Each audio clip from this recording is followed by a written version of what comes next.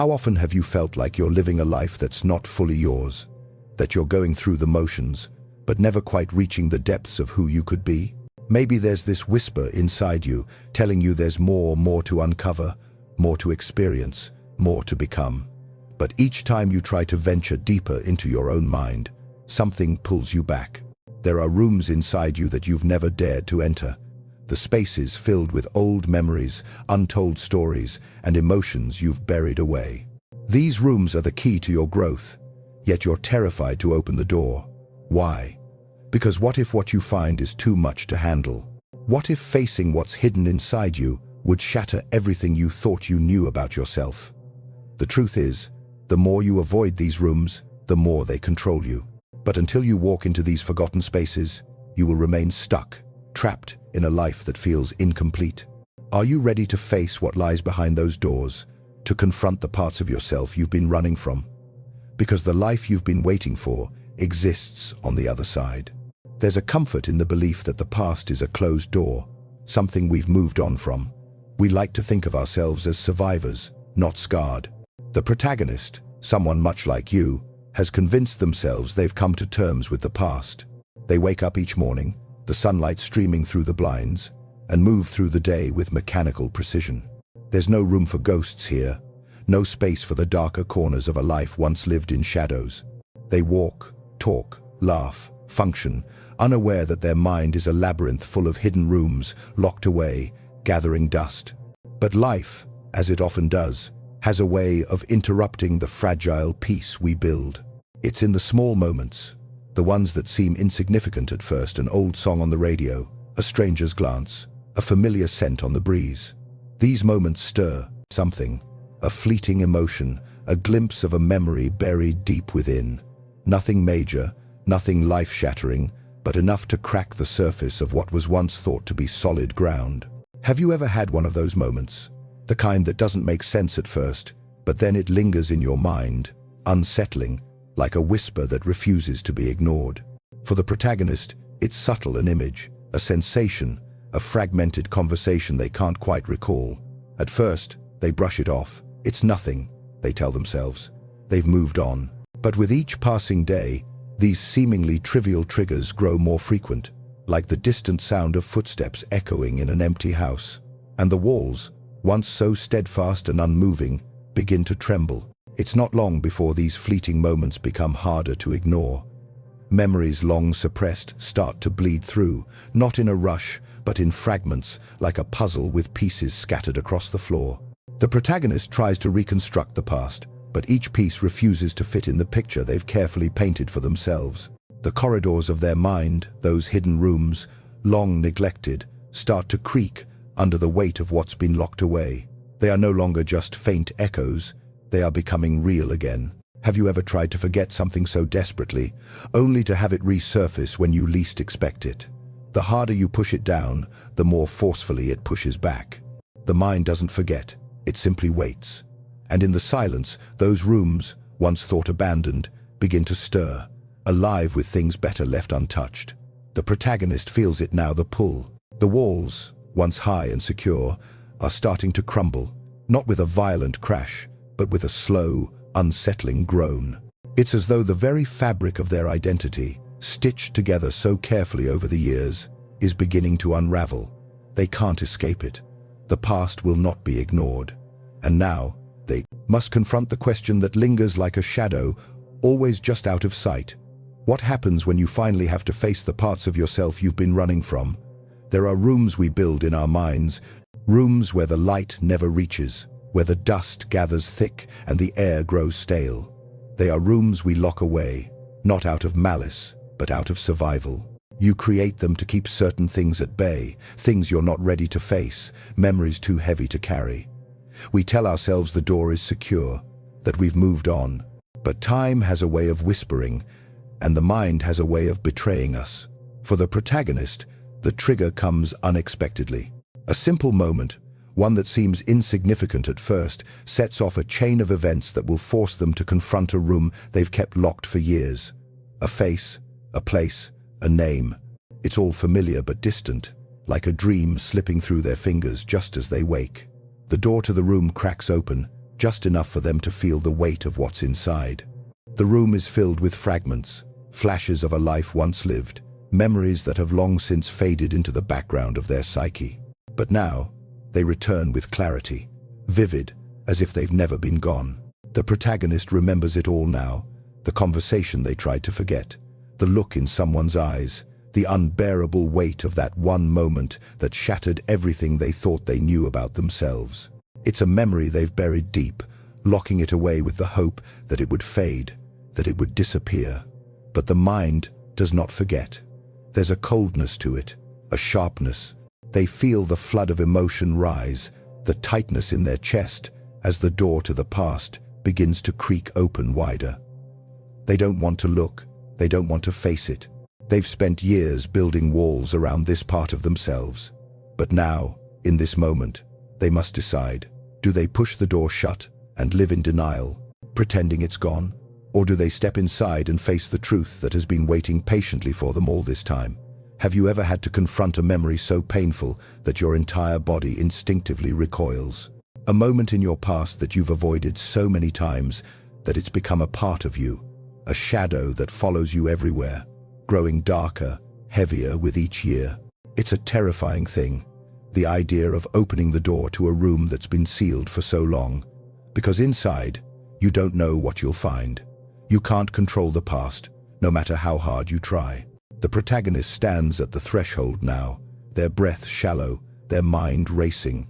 The door is barely open, but it feels as if the entire weight of their existence is caught in that crack. They know they can't stay here forever. Sooner or later, they will have to choose, face what's behind the door, or keep running from it. But which choice leads to freedom? The past, no matter how painful, is the only path to peace. And the longer the door remains shut, the more it consumes everything in its wake. What lies behind the door? What are you still running from? The past has a way of whispering in the quietest moments, a soft murmur that can turn into a roar if you dare listen. For the protagonist, it starts with something simple, a photograph they stumble upon, yellowed at the edges, its colors faded with time. A childhood picture, their face a stranger's face, young and full of potential. But it's not the smile that catches their attention. It's the eyes, the hollow, uncertain eyes staring back, as if the person in the photo knew, even then, that something was wrong. They feel the weight of the memory pressing in, like a hand on their chest, suffocating. It's strange how certain things can bring back the past so vividly: a scent, a sound, a fleeting image, the smell of old wood, the faint scent of a garden long abandoned. And suddenly, they're there, back in that house, back in that room, those years they thought were lost. Each sensation, each trigger, peels away the layers of self-deception, revealing the truth they've tried to ignore for so long. The room in their mind, the one they've kept locked, opens wide now, and they are forced to step inside. It's no longer just a room, it's a mirror, reflecting not only who they were, but who they could have been. The person they might have become if they hadn't locked away their pain, if they hadn't turned away from the hurt. The image that stares back at them is both familiar and foreign. It's the child they were, yes, but it's also the version of themselves that never had a chance to grow. The trauma, the denial, the silence, it has shaped every part of them, molded their identity into something fractured, something unrecognizable. They start to feel the weight of it, all the years of running, the countless walls they've built to keep the darkness out. The realization hits them like a wave. Everything they've become, every choice they've made, has been influenced by the very thing they refuse to face. They can no longer separate themselves from it. The trauma they've carried, the unresolved pain, they are not just remnants of the past. They are the foundation upon which their present self was built. Have you ever wondered how much of who you are today is shaped by the things you've never confronted? The decisions you've made, the relationships you've built, the walls you've put up, all of them are influenced by the parts of yourself you refuse to acknowledge. What if the person you think you are is just a reflection of all the things you've hidden, locked away, ignored? For the protagonist, the truth is undeniable now. They can't outrun it anymore. The self-deception that has protected them for so long is starting to crack, and with it comes the terrifying possibility that they are not the person they thought they were. They are the person they've been avoiding, haunted by the echoes of the past, shaped by what they refuse to face.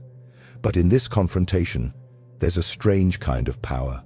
The moment they stop denying what happened, the moment they step into the room they've avoided for so long, is the moment they begin to reclaim themselves. It's only in facing the ghosts that we find the strength to let them go. What echoes from your past still linger, shaping your present without you even realizing it? And what would happen if you faced them, if you stopped running, stopped pretending the past was something you could outrun? There are ghosts that don't stay in the past. They follow, slipping into the present when you least expect it, haunting you in the most mundane moments of your life. For the protagonist, the realization that the rooms in their mind are still there, waiting, watching, has become an unbearable truth. They try to move forward, to keep their daily routine intact, but the weight of their past clings to them, like an invisible chain wrapped around their ankles. Every smile they offer, every word they speak, feels like a performance. The ghosts are always there, lurking just beneath the surface, pushing and pulling at their every action. Have you ever felt like you're carrying something that no one else can see? A weight that shifts the way you interact with the world, the way you react to people, even when you desperately try to hide it. The protagonist feels it now. These invisible forces, these memories, these unresolved emotions are no longer distant. They are part of them, woven into the fabric of their every move. It's like trying to outrun a storm that's always at your heels, never fully allowing you to breathe easy. The tension in their life grows as these ghosts manifest in their relationships, their actions, even their decisions. A glance from a loved one feels like an accusation.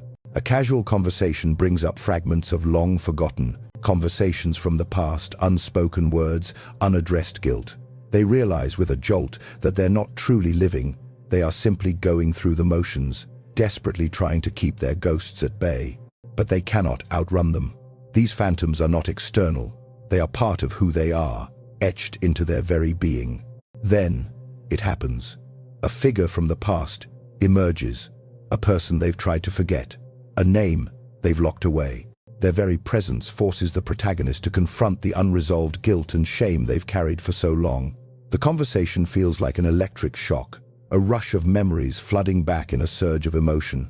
They're no longer just talking to a person. They're confronting a part of themselves they've buried deep, one they hoped would stay buried forever. The weight of the encounter leaves them reeling, but it also ignites something within them. They can no longer ignore the rooms in their mind. They cannot continue to run. This moment is a turning point. The realization hits them with the force of a tidal wave. These ghosts will never leave unless they confront them. The only way out is through. The unresolved guilt, the shame, the pain, they are all trapped in the rooms they've avoided, waiting to be acknowledged. The more they ignore these parts of themselves, the more these ghosts will grow, weaving their way into every aspect of their life until they become impossible to escape. Have you ever tried to move forward, only to find that your past is never truly behind you? That the things you've hidden, the parts of yourself you've avoided, continue to shape your choices and your relationships, even when you think you've let them go? The protagonist now knows what they must do. There is no escaping the ghosts, no running from the rooms that have shaped them. They must step into the very places they've feared the most, face the darkness head-on, and in doing so, release the grip the past has on them. Only then can they begin to truly move forward. What ghosts from your past continue to follow you, even when you think you've left them behind? And how much longer can you avoid them before they consume you completely? The rooms that the protagonist has avoided for so long now stand before them, their doors creaking open one by one. Each room is a reflection, a mirror of the self they've tried to forget. As they step inside, the air thickens with the weight of everything they've locked away. The guilt, the regrets, the fear. The journey isn't easy. Each room is darker, more suffocating than the last. Each revelation more painful than they could have imagined. But with each step, with each broken piece of themselves they unearth, the fog in their mind begins to clear, just a little. In these rooms, they face their deepest fears. Fears they didn't even know they were carrying. The child they once were, standing in the corner of a dark room, unsure of who to trust. The moment when they first learned to hide, to protect themselves by pretending to be someone they were not. The memories flood in, overwhelming. But now, for the first time, they are not running. They are standing still. They are listening. And in this listening, something shifts. As the protagonist confronts each part of their fractured identity, they begin to understand the root of their pain. They realize that much of their self-sabotage, their destructive behavior, has been driven by an illusion, a story they've been telling themselves, a story they've clung to in an attempt to explain the chaos of their life. How much of who they are is the truth, and how much is a fiction? How much of their identity is shaped by the lies they've told themselves in order to survive? Have you ever wondered how much of who you are is the story you've created about yourself? The narrative you've built around the pain, around the choices you've made, around the person you believe yourself to be. And how much of it is a construction shaped by your fears, by what you refuse to face? The protagonist sees now that their identity, the one they've built so carefully, is a shattered mirror. The cracks have been there all along, but they were too afraid to look closely, to see the truth in its fragmented form. But now they do. In the broken pieces, they find something more real, something raw. It's painful, yes, excruciating even, but it is also liberating. For in accepting the brokenness, in acknowledging the parts of themselves they have long ignored, the protagonist begins to see a new path forward. They begin to realize that their past is not something to escape, but something to understand. The journey into the rooms they've avoided, the confrontation with their darkest memories, is the only way to heal. The story they've told themselves about who they are is not the whole truth. The real story is more complex, more painful, but also more complete. It's a story of survival, of strength, of resilience in the face of overwhelming darkness. And as the protagonist begins to embrace this truth, they realize that healing is not about fixing the broken pieces. It's about accepting them, seeing them for what they are, and allowing them to be part of the whole. The rooms are not a curse. They are a doorway to a deeper understanding of self. And in the process of confronting the shattered mirror, the protagonist begins to reclaim the pieces of themselves they thought were lost forever. What parts of your own story have you refused to acknowledge? What truth about yourself have you been running from? And what would happen if you stopped avoiding it? There is a quiet moment when the storm inside you settles, when the noise of the past finally begins to fade into the background, leaving only the echo of its lessons. The protagonist has stepped into the rooms they once feared, rooms filled with darkness, pain, and regret. But now, they look around, and the walls don't feel like enemies anymore. The shadows, once so oppressive, no longer threaten to suffocate them. The truth, painful as it was, has become part of who they are, and in that acceptance, there is a strange kind of peace. The rooms, once sources of terror, have become places of wisdom. Each corner, each fragment of their past that they dared to confront, now feels less like a prison and more like a guide. They realize that the parts of themselves they once rejected, the guilt, the fear, the shame, are not weaknesses. They are the very elements that have shaped their strength. The protagonist stands in the center of their own mind, no longer a prisoner to the past, but a witness to it.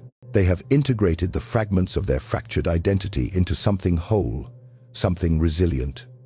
The protagonist's understanding of self has transformed. They no longer view their trauma as a scar, but as a part of their journey, a necessary chapter in the story that led them here. The past does not hold them captive. It has released its grip, not through denial, but through acceptance. They now see that the darkness they once avoided was never the enemy. It was a teacher, a guide leading them back to themselves. And in facing it, they discovered something profound, the light within the dark. Can you imagine what it would be like to see your past not as something to run from, but as something that has shaped you into who you are? What if the very things you've feared about yourself, the parts you've pushed away, the rooms you've avoided, are the keys to your freedom? What if, by embracing them, you could finally be free? The protagonist understands now that true freedom does not lie in escaping the past, but in embracing it fully. The rooms in their mind, the dark corners they once avoided, have all become part of their story. Not something to fear, but something to cherish. They no longer live in the shadow of the person they were. They live in the light of who they have become.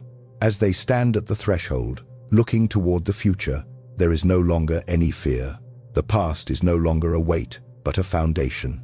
They are no longer bound by the rooms they once feared. They are free, and with that freedom comes a quiet strength. A peace that wasn't earned by running from the dark, but by walking through it and finding the light within. What would it mean for you if you could live fully, no longer afraid to confront the parts of yourself you've been avoiding? What would it feel like to embrace the truth of who you are, past and present, and step into the future without fear? The protagonist stands at the threshold now, their gaze fixed on the horizon of a new life. The doors they once feared are behind them, no longer looming or oppressive, but simply parts of their past, pieces of a story they have learned to embrace. The rooms that once held their darkest secrets, their most painful memories, have become chapters in the book of who they are. They are no longer prisoners of their past, nor are they defined by it. They are shaped by it, yes, but more importantly, they have found strength in the very things they once tried to escape. The journey has not been easy. To walk through those rooms, to face the fragments of their past, required a courage they never knew they had. But it was a courage born of necessity, a courage that grew in the space between fear and acceptance. For in confronting their darkest fears, the protagonist has discovered a profound truth. The things we try to bury don't stay buried. They become part of us, silently guiding our choices, our relationships, our actions. And when we face them, when we bring them into the light, we free ourselves from their power. The past does not define them anymore. They have made peace with it, accepted it, and in doing so, they have reclaimed the power that was once held by the things they avoided. The rooms in their mind were never traps. They were pathways to understanding, to healing, to self-awareness. And now, as the protagonist steps into the future, they carry with them not the weight of their trauma, but the wisdom it has granted them. The journey into the dark has led them to the light within themselves, and that light is something no one can take away. What would it take for you to face the rooms in your mind that you've locked away? What would happen if you stopped running from the parts of yourself you've ignored for so long? The journey is not easy, but it is transformative. To truly know yourself, to live freely, you must confront the very things you fear the most. And when you do, you'll find that the power to shape your future has always been in your hands. The rooms are no longer the barriers you thought they were. They are the stepping stones to your liberation.